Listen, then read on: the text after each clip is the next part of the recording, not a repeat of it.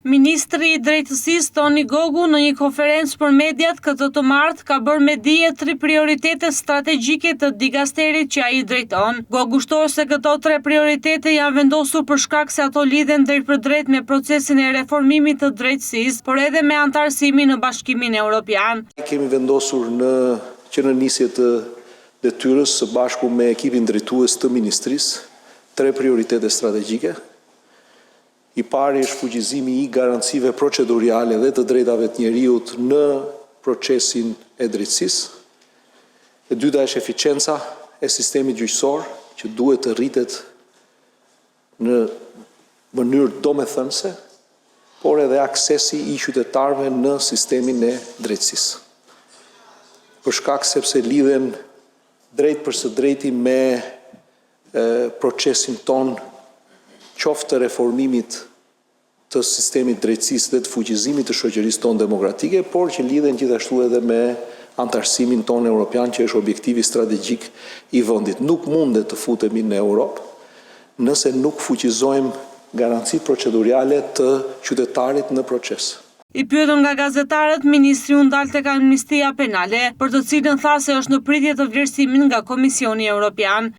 Për sa i përket amnistisë penale, është një instrument i politikës tonë penale e cila u dizenjua për të adresuar disa problematika, në radhë parë absolutisht atë që thash fuqizimin e të drejtave të njeriut, mbrojtjen dhe respektimin e të drejtave të njeriut, dhe nga anën tjetër kjo ka të bëjë me situatën që kemi me popullimin në institucionet e ekzekutimit vendimi penale apo thënë burgjeve. Kështu që do të ndodh. Patjetër që do të ndodh. Nga ana tjetër, jemi treguar shumë të kujdesshëm që në të gjithë procesin që ne kemi të avancimit të vendit tonë drejt antarësimit, ti shqyrtojmë prioritetet sipas rëndësisë që atyre u takon.